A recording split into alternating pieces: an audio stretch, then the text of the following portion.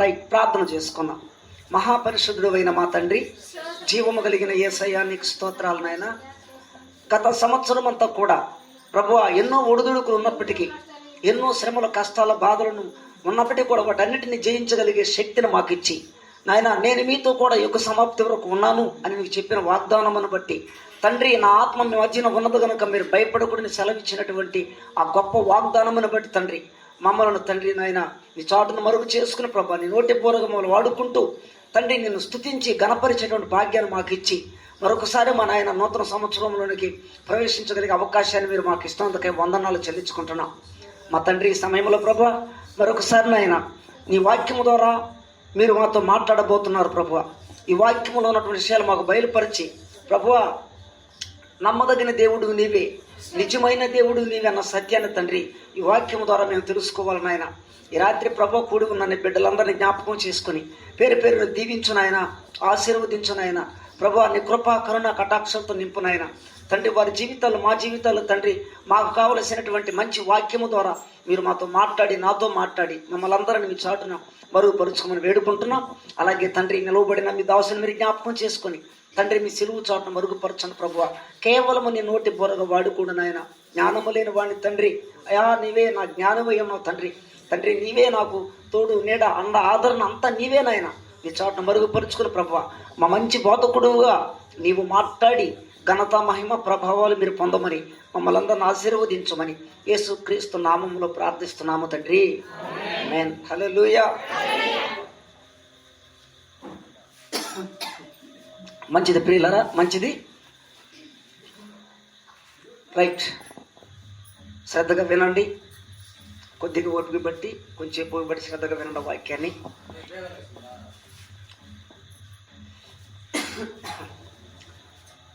ఇప్పటి వరకు దేవుడు చేసిన మేలులను మీరు చెప్పారు, విన్నాము, అందరం కూడా పంచుకున్నాము. దేవునికి స్తోత్రం. గత సంవత్సరము చాలా స్పీడ్గా వెళ్ళిపోయింది.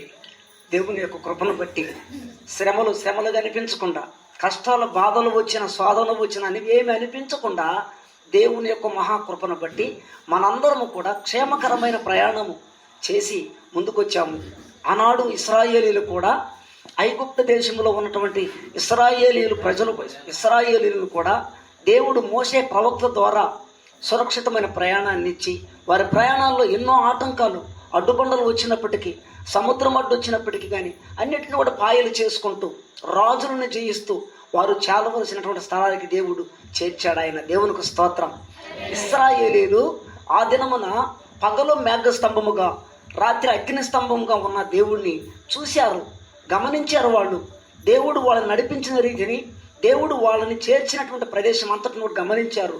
ఇశ్రాయేలీలు సీను అరణ్య ప్రాంతానికి వచ్చినప్పుడు కూడా అక్కడ కూడా వారికి కావలసినటువంటి నీరుని అందించాడు, వారికి కావలసినటువంటి ఆహారాన్ని ఇచ్చాడు. వాళ్ళకి ఏం కావాలో అన్నీ కూడా దేవుడు సక్రమం నడిపిస్తున్నాడు. ఇన్ని కార్యాలు చేస్తున్నా, ఇన్ని అద్భుతాలు చేస్తున్నా దేవుని యొక్క దృష్టి వాళ్ళ మీద ఉన్నా వాళ్ళైతే మంచి మనసు కలిగినటువంటి జీవితాన్ని కనిపించాల. కొందరిలో కనిపించాల. కారణం ఏంటంటే వారు నిజంగా దేవుడు చేసిన మేలులు మరిచిపోయారు. వాళ్ళు సముద్రాన్ని దాటించాడనంటే సామాన్యమైన పని అది. ఎంత బలమైన పని ఒకసారి ఆలోచించండి. ఒక ఎర్ర సముద్రాన్ని కేవలం ప్రార్థన ద్వారా, మోషే ప్రవక్త ద్వారా, మోషే నీ చేతిలో ఏముంది? కర్ర ఉంది ప్రభువా. కర్ర ఉందా? కర్ర పైకి అన్నాడు. చిన్న కర్ర పెద్ద సముద్రాన్ని పాయలు చేయగలిగే శక్తి దేవుడు మోషేకి ఇచ్చాడునంటే, దేవుని ప్రజలకు ఇశ్రాయేలీలకు ఇచ్చాడునంటే వాళ్ళు ఎంత ప్రార్థన ఉందో ఒకసారి ఆలోచించండి. ప్రార్థనా జీవితము ఎంత అనుభవం కలిగిన ప్రార్థనా జీవితం. ప్రార్థన లేనటువంటి క్రైస్తవుడు ఊపిరి లేని క్రైస్తవుడు. ప్రార్థనల ద్వారా వాళ్ళందరూ కూడా చేసే ప్రార్థన దేవుడు విని వాళ్ళందరిని కూడా చేరవలసిన ప్రదేశానికి చేర్చాడు. సరే, మంచిది ప్రియులారా. మనము కూడా ఈ సంవత్సరము నుండి జనవరి మాసము నుండి తిరిగి మరలా డిసెంబర్ మాసము చివరి దినానికి వచ్చేసాము, చివరి సమయానికి వచ్చేసాము. ఇంకొక అడుగులో, ఇంకొక కొద్ది క్షణాల్లో మరి నూతన సంవత్సరంలో అడుగు పెట్టబోతున్నాం. దేవునికి స్తోత్రం. అయితే ఈ నూతన సంవత్సరంలో అడుగు పెట్టక మునుపు మనల్ని మనం సరి చేసుకోవాలా, మనల్ని మన జీవితాలు చక్కపరుచుకోవాలి మనము. ఎందుకంటే దేవుని వాక్యం ఒక మాట ఉంది ఇక్కడ. ఇశ్రాయేలీలతో దేవుడు ఏం మాట్లాడాడు ఇందాం, ఒకసారి ఇందాం. ఆ మాట కూడా మనం ఒకసారి వింటే మనకు అర్థమవుతుంది ఆ వాక్యం. వాక్యం చూద్దాం. ద్వితీయోపదేశ కాండము 1వ అధ్యాయము 6వ వచనం చదువుకున్నాం. ద్వితీయోపదేశ కాండము 1వ అధ్యాయము 6వ వచనం. మన దేవుడైన యెహోవా హోరేబులో మనకు ఈలాగు సెలవిచ్చెను, ఈ పర్వతము నొద్ద మీరు నివసించిన కాలము చాలును. మరొకసారి చదువుతాను, వినండి వాక్యాన్ని. ద్వితీయోపదేశ కాండము 1వ అధ్యాయము 6వ వాక్యం. మన దేవుడైన యెహోవా హోరేబులో మనకు ఈలాగు సెలవిచ్చెను, ఈ పర్వతము నొద్ద మీరు నివసించిన కాలము చాలును. ఇశ్రాయేలీయులతో దేవుడు మాట్లాడుతున్న మాట. ఇప్పటి వరకు మీరు వచ్చిన ప్రయాణాలు, మీరు చేసిన ప్రయాణాలు చాలా కష్టతరమైనప్పటికీ దేవుడు మనల్ని తీసుకుని వచ్చాడు. మోషే ప్రవక్త గారు మాట్లాడుతున్నాడు. ఈ హోరేబు పర్వతం అనేది మోషే గొర్రెలు మేపినటువంటి అరణ్య ప్రదేశం. అది మోషే మామగారు ఇత్రో అనేటువంటి వ్యక్తి ఉన్న ఆ ప్రదేశాలు, ఆ ప్రాంతం అక్కడ ఉంది. అక్కడే మోషే గారు ఐగుప్తు దేశం నుంచి పారిపోయి వచ్చి మందలు మేపాడు. అక్కడ మందలు మేపాడు. ఆ మంద మేపేటప్పుడే దేవుడు ప్రత్యక్షమై మోషే గారితో మాట్లాడాడు. అక్కడ దేవునికి స్తోత్రం. పొదలో మాట్లాడి, మోషే, ఇశ్రాయేలీయులు పెట్టిన మొర నేను విని ఉన్నాను, రా వాళ్ళు విడిపించాలి అని చెప్పాడు దేవుడు. దేవుడు చెప్పిన పని చేశాడు.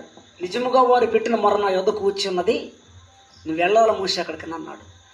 అదే పర్వతం దగ్గర, ఆ పర్వతం దగ్గర ఇశ్రాయేలీయుల్ని అదే మోషే గారు యొర్దాను నదిని దాటించి అక్కడ రాజులు చేయించుకుని తీసుకుని వచ్చి ఆ హోరేబు పర్వతం దగ్గరకు వచ్చేస్తున్నారు.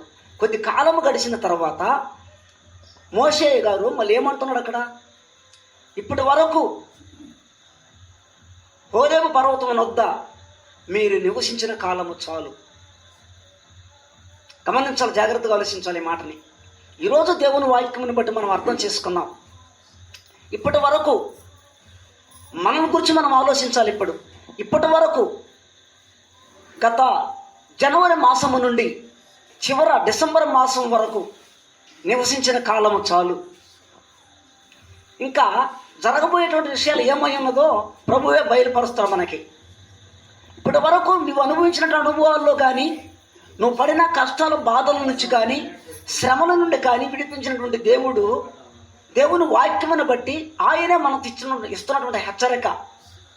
ఇప్పటి వరకు మీరు ఈ పర్వతం వద్ద నివసించిన కాలము చాలు, వరకు చాలు. మీరు అనుకుంటున్నారేమో ఇలాగే ఉంటుంది కదా, రాబోయే దినాలు ఇలా ఉంటాయి కావాలా, ఇలా సంవత్సరం రాబోయే సంవత్సరం ఇలా ఉంటుంది కావాలా, చాలా మంచిగా ఉంటుందని మీరు అనుకుంటున్నారేమో. ఒకవేళ సంవత్సరం మంచిదైనా మరి మనం ఎలాంటి జీవితాన్ని జీవిస్తున్నాం అన్నది మనం తీర్మానం మనం చేసుకోవాలి కదా, మనల్ని మనం అర్థం చేసుకోవాలి కదా. ఇప్పటి వరకు మనం తెలుసుకోవాల్సినటువంటివి చాలా ఉన్నాయి వాక్యములో. వాటిని మనం అర్థం చేసుకోవాలి, జాగ్రత్తగా అర్థం చేసుకోవాలి.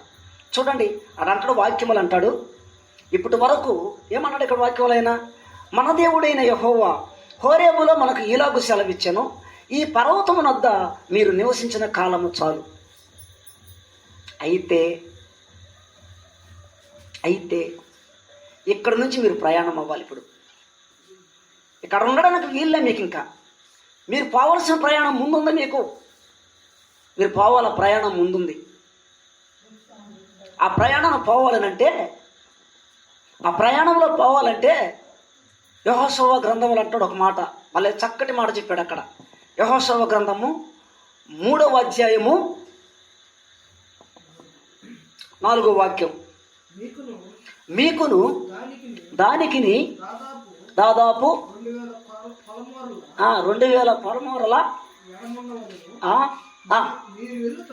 మీరు వెళ్ళు త్రోవ మీరు ఇంతకు ముందుగా చాలు.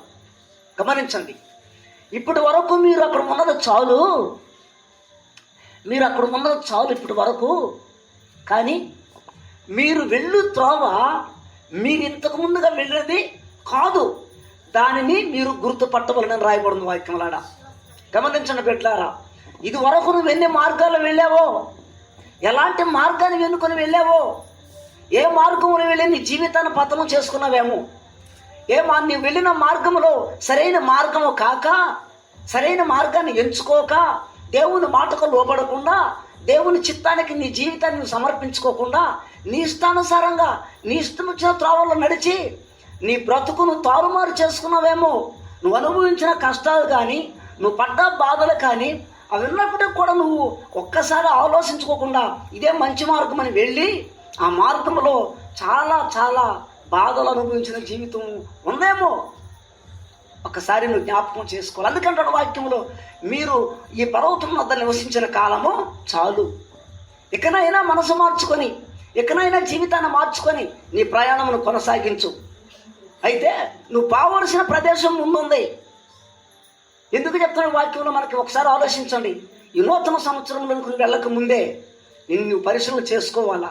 నువ్వు వెళ్ళిన మార్గాలు మంచివి కాకపోవచ్చు, నువ్వు వెళ్ళిన త్రోవలు మంచివి కాకపోవచ్చు, నువ్వు వెళ్ళిన మార్గాల్లో ఎన్ని ఆటంకాలు అడ్డుబండలు తగిలే ఒకసారి ఆలోచించు.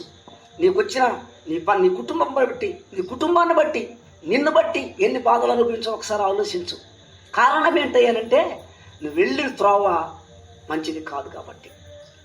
అందుకే వాక్యంలో అంటాడు, మీరు వెళ్ళు త్రోవ మంచిది కాదని జాగ్రత్త గుర్తుపట్టండి అన్నాడు. ఇదివరకు వెళ్ళింది కాదది. అంటే మీరు ఇప్పుడు వెళ్ళే మార్గము ఇదివరకు ముందు నడిచినటువంటి మార్గం కాదది. ఇదివరకు ముందు నువ్వు చేసిన ప్రయాణం లాంటిది కాదు. నీ ఇష్టం వచ్చిన సారంగా జీవించినటువంటి ప్రయాణం కాదు ఇది. ఈ ప్రయాణంలో చాలా జాగ్రత్తగా ముందుకు సాగిపోవాలి మనము. అలా మనం ముందుకు సాగిపోకపోతే రాబోయే సంవత్సరము చూసాంగా, మనకంటే అందచందాలు కలిగిన వారు, మనకంటే విద్యావంతులు, మనకంటే బలవంతులు, మనకంటే జ్ఞానవంతులు ఎందరో ప్రపంచంలో యాక్సిడెంట్ల ద్వారా, భయంకరమైన జబ్బుల ద్వారా, భయంకరమైనటువంటి మరణాలు చూస్తున్నాం, మన కళ్ళారా చూస్తున్నాం.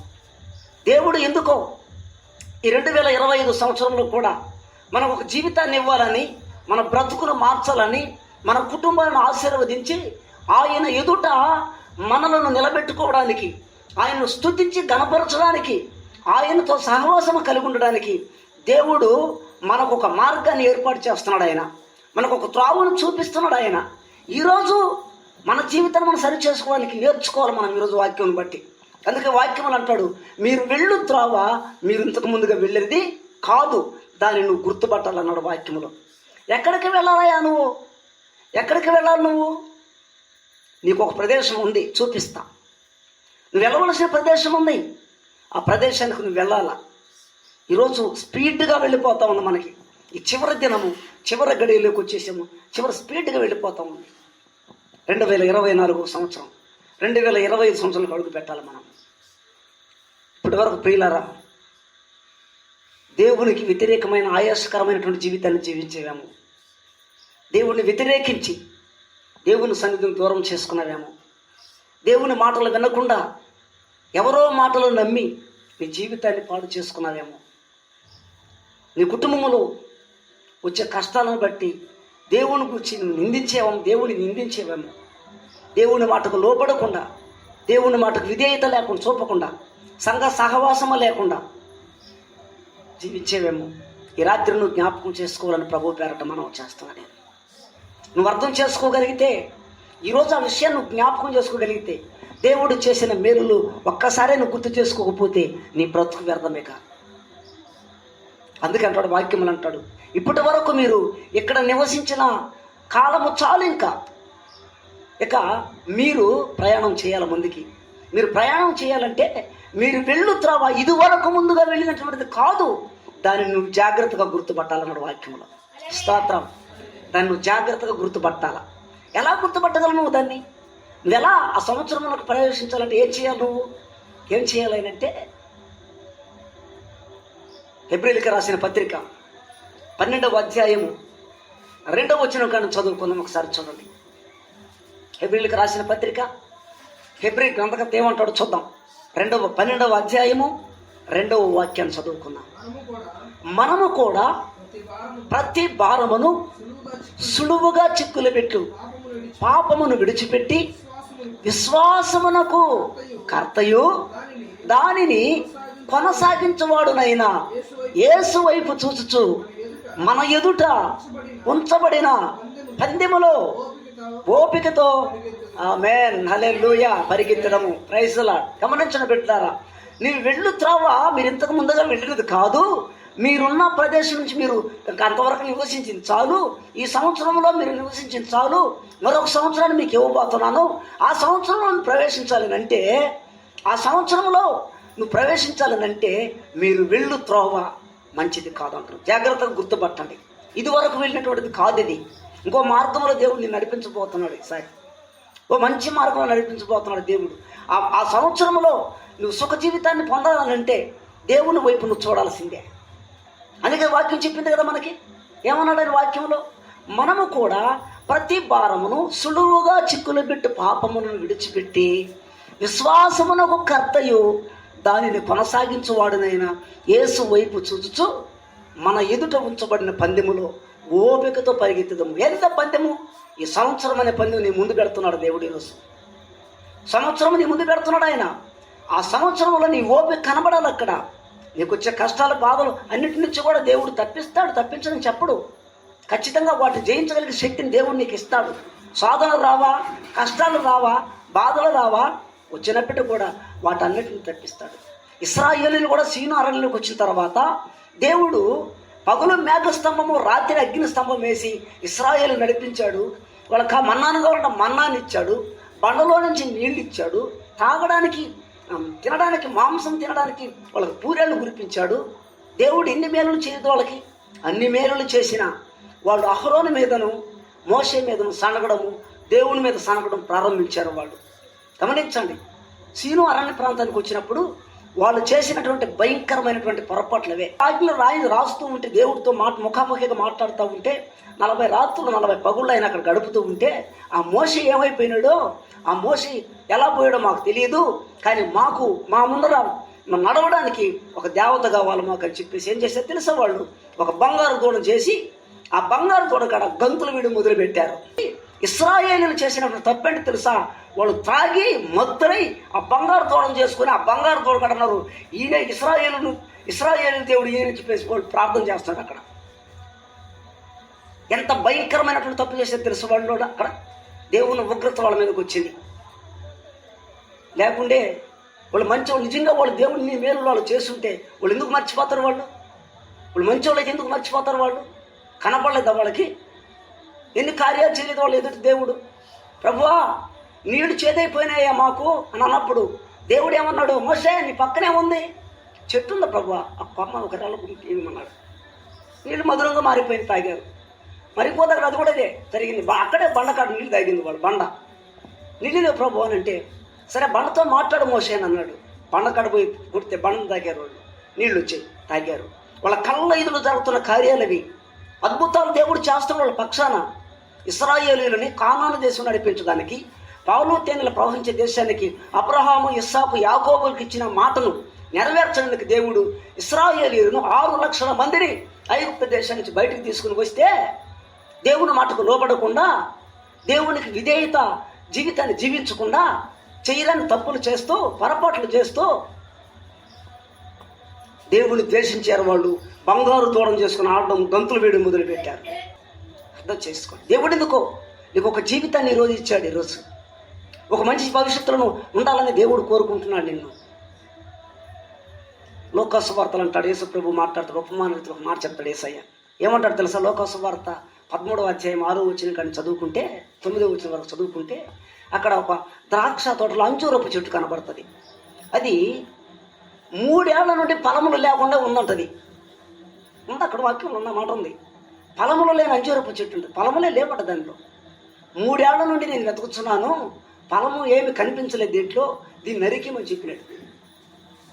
తోటమాలి అంటాడయ్యా, ఈ సంవత్సరం కూడా ఉండని, ఎరువు వేస్తా, నీళ్లు కడతా, నేను కాపు కాసుకుంటాను, ఈ సంవత్సరం కూడా ఉండని. దేవుని బిడ్డలారా, దేవుడు మనకు ఒక సమయాన్ని మనకి ఇస్తున్నాడు. ఈ సంవత్సరం కూడా మన దేవుడు మనకి ఒక ఆయుష్కాలాన్ని ఇస్తున్నాడు. కాలములు, సమయములు దేవుని స్వాధీనం ఉన్నాయని చెప్పాను కదా. కాబట్టి ఈ సంవత్సరము కూడా దేవుడు మరొక సమయాన్ని మనకి ఇస్తున్నాడు. ఎందుకో తెలుసా? ఆయన చిత్తము నెరవేర్చుకోవడానికి, ఆయనను స్తుతించి, గణపరిచి, కీర్తించి ఆయన బిడ్డలుగా బ్రతకాలని, సంపూర్ణమైన ఆరోగ్యాలతో ఉండాలని దేవుడు రాబోయేటువంటి 2025 సంవత్సరంలో మనము నిజమైన బిడ్డలుగా బ్రతకాలని, దేవుని బిడ్డలుగా ప్రజలుగా బ్రతకాలని దేవుడు కోరుకుంటున్నాడు. అందుకు నేను అంటాను ఒక మాట, నేను చెప్తున్నాను, అర్థం చేసుకునే మాటని. ఎందుకంటే ఇశ్రాయేలీలు వాళ్ళు పొరపాటు చేయడం కారణం ఏంటంటే, రోమేయులకు రాసిన పత్రిక 1:28 అంటాడు, 1వ అధ్యాయం 28 వచ్చిన అంటాడు, వారు తమ మనస్సులో దేవునికి చోటు నొలకపోయారు గనుక చేయరాని కార్యములు చేయుటకు దేవుడు వారిని భ్రష్ట మనసుకు అప్పగించిందని రాయబడింది. అక్కడ భ్రష్ట మనసుకు వదిలేశాడు వాళ్ళని, అంతే వదిలేశాడు. కారణం ఏంటి? వారి వారు వారి మనసులో దేవునికి చోటు లేదంట. అక్కడ దేవునికి చోటు ఎక్కడ ఉంది? చోటు ఉంటే కదా. ఆ హృదయంలో ఏముంది? అక్కడ భయంకరమైనటువంటి దురాలోచనలు, దుష్టతలపులు ఉన్నాయి. వాళ్ళు చెప్పడం అది కాదు. ఇంకా అంటే ఒక మాటలో చెప్పండి, గలతీయులకు రాసిన పత్రిక 5వ అధ్యాయం 19వ వాక్యములు ఉన్నాయి. ఆ మాటలు ఉన్నాయి వాళ్ళ దగ్గర, ఆ అలవాట్లు ఉన్నాయి. శరీర కార్యములు స్పష్టమై ఉన్నవి.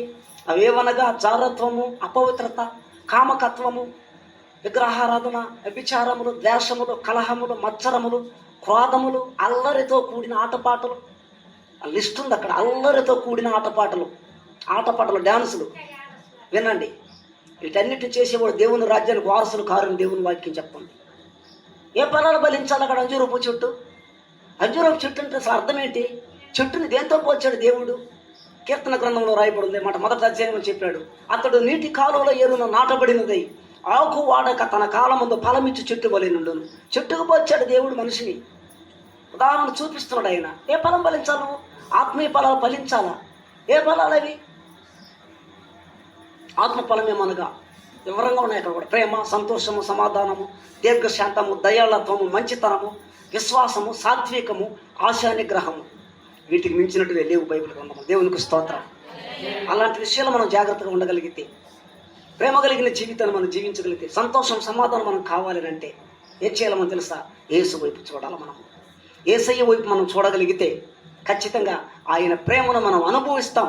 ఆయన పోల్చుకొని మనం నడవగలిగితే, ఆయన పోలికలు మనం నడవగలిగితే నిజంగా విశ్వాస వీరులుగా జాబితాలోకి వెళ్తాం మనం కూడా. దేవునికి స్తోత్రం.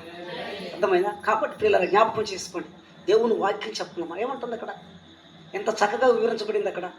అందుకంటాడు, మీరు వెళ్ళు త్రోవ మీరు ఇంతగా ముందుగా వెళ్ళినది కాదు.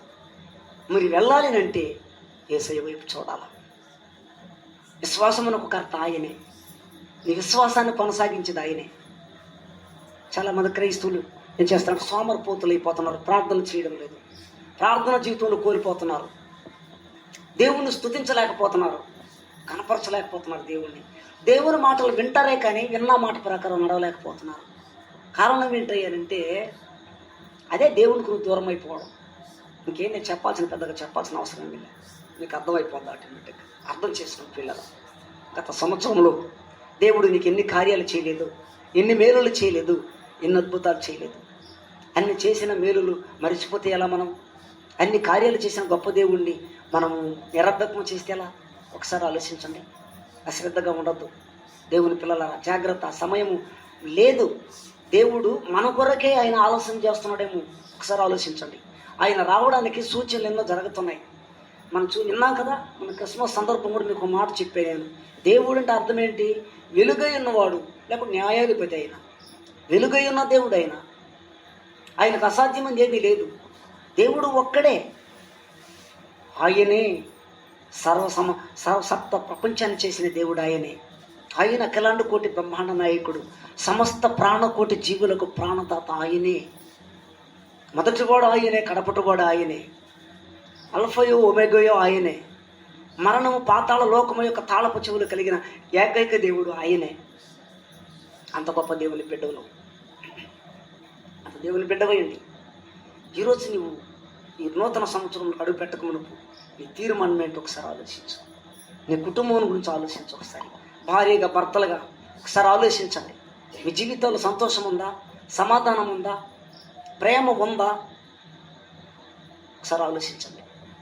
యేసుక్రీస్తునందు, యేసుక్రీస్తు వైపు మనం చూడగలిగితే నిజంగా ఆయనలో ఉన్నటువంటి ప్రేమ, ఆయనలో ఉన్నటువంటి సాత్వికమైన మనస్సు, ఆయనలో ఉన్న సమాధానము మన కుటుంబాల మీదకి, మన మీదకి వస్తాయి. ఆయన వైపు నువ్వు చూడగలిగితే. పౌలు అన్నాడు కదా, యేసుక్రీస్తునకు కలిగిన ఈ మనస్సు మీరు కలిగిన. ఎందుకన్నాడు ఆయన? పౌలు సౌలుగా ఉన్నప్పుడు ఎంత క్రూరమైన పని చేశాడు అతను. దేవుని ప్రజలను ఎంతమందిని చిత్రహింస పెట్టేశాడు, ఎంతమందిని చెరసల్లో వేసేసాడు ఆయన.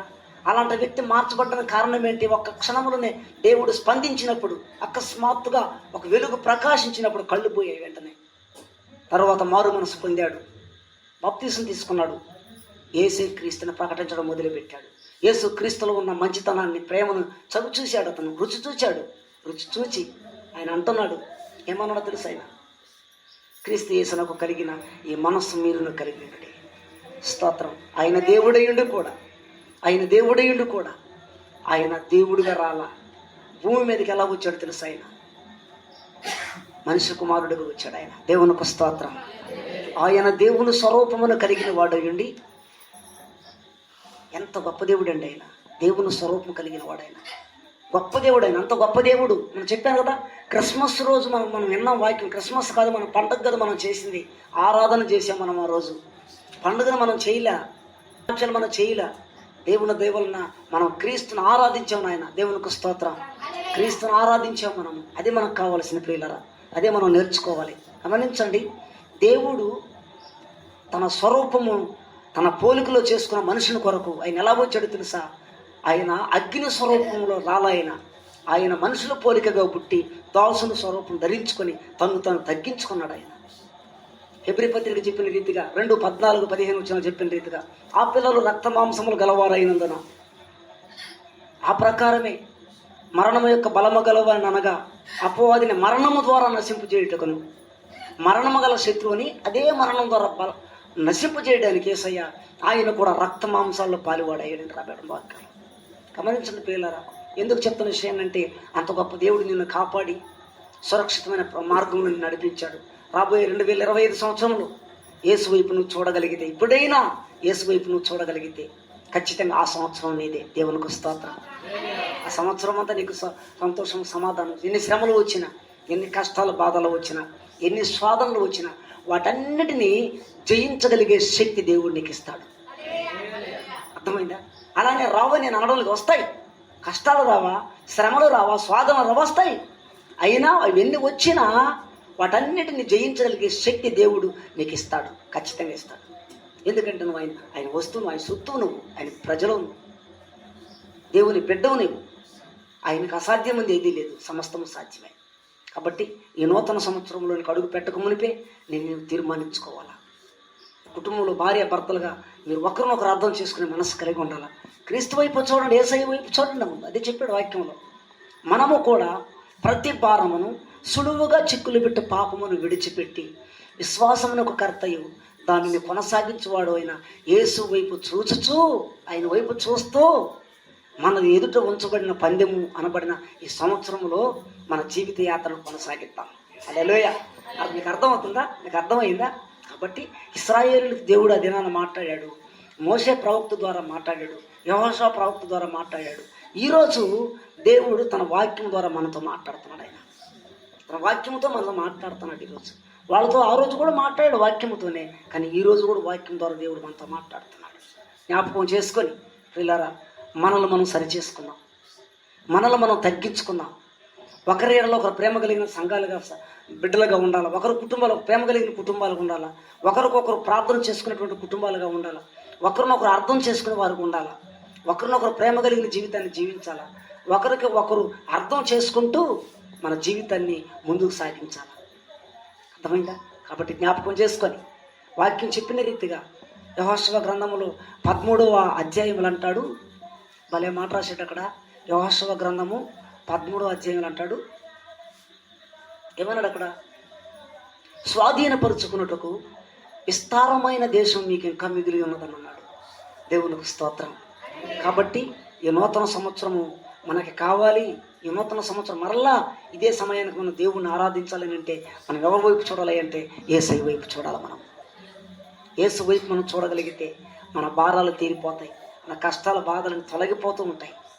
మన శ్రమ యేసన్న గారు చెప్పినట్లుగా దైవజనులు, మా స్వర్గీయులు యేసన్న గారు చెప్పిన రీతిగా మనకు శ్రమలు వచ్చిన శ్రమలుగా అనిపించవు ప్రియులారా, శోధనలు వచ్చిన శోధనలుగా అనిపించు. ఎందుకనంటే నువ్వు క్రీస్తునందు విశ్వాసం ఆయన ప్రార్థన చేస్తున్నావు కాబట్టి. నేనంటాను, క్రైస్తవ జీవితానికి బేస్ ప్రార్థనే. జ్ఞాపకం చేసుకోండి, ప్రార్థన జీవితాన్ని కలిగి ఉండాలి నువ్వు. రెండవదిగా దేవుణ్ణి స్తుతించు, గణపరచు. మూడవదిగా దేవుని వాక్యం విని వాక్య ప్రకారం నడువు. చూడు నీ జీవితం ఎలా ఉంటుందో, నీ పరిస్థితి ఎలా ఉంటుందో. ప్రార్థన చేశారు, పాటలు పాడారు పౌలు శీలలు, ఏమైంది? చెరసాల బ్రద్దలైపోయింది. ప్రార్థన చేశాడు హిజ్కియా, మరణం నుంచి బయటపడ్డాడు. ప్రార్థన చేసింది హన్న, తన గర్భఫలాన్ని కాపాడు సంపాదించుకుందాయమ్మ. ప్రార్థన చేశారు ఇశ్రాయేలీయులు, యుద్ధాలు జయించారు వాళ్ళు. ప్రార్థన చేశాడు యెహోషువ, సూర్య చంద్రుడు ఆపేశారు. ప్రార్థన చేశాడు మోషే గారు, సముద్రాన్ని పాయలు చేశారు. ప్రార్థన ప్రార్థన ప్రార్థన. నీ జీవితం ప్రార్థన జీవితం, కట్టుబడి ప్రార్థన చేయడం నేర్చుకోవాలి నువ్వు బాగా. ప్రార్థన చాలా ప్రాముఖ్యమైనది. అందుకని శిష్యులు కూడా యేసు ప్రభు యేసయ్యని అడిగారు, అయ్యా మాకు ప్రార్థన నేర్పయ్యా అని అడిగారు. పరలోకమందున్న మా తండ్రి, నీ నామము పరిశుద్ధపరచబడును గాక, నీ రాజ్యము వచ్చును గాక, నీ చిత్తము పరలోకముందు నెరవేర్చున్నట్లు భూమి మీద నెరవేరును గాక. పరలోకములో ఏదైతే నెరవేర్చబడుతుందో అదే భూమి మీద నెరవేరాలని యేసయ్య నేర్పాడు ప్రార్థన వాళ్ళకి. యేసయ్య మరణాన్ని జయించడానికి కారణం ఏంటో తెలుసా? ప్రార్థనే. గెచ్చమనే తోటలో మోకాళ్ళ ప్రార్థన నేర్పించాడు శిష్యులకు. అదే నాన్న మీరు కూడా నేర్చుకుంటారు బిడ్డలారని. దేవునికి స్తోత్రం. సార్ ఆలోచించండి మీరు. ప్రార్థనే యేసయ్య మరణాన్ని జయించగలిగాడు. మరణం భయపడిపోయింది, గడగడగడ వణికిపోయింది యేసయ్య ప్రార్థనకి పవర్కి. మరణం భయపడిపోయేసింది. అందుకని యేసయ్య రక్త మాంసాలు ధరించుకుని ఎందుకు వచ్చాడు తెలుసా? మనందరి పాపాలు ఆయన మీద వేసుకోవడానికి.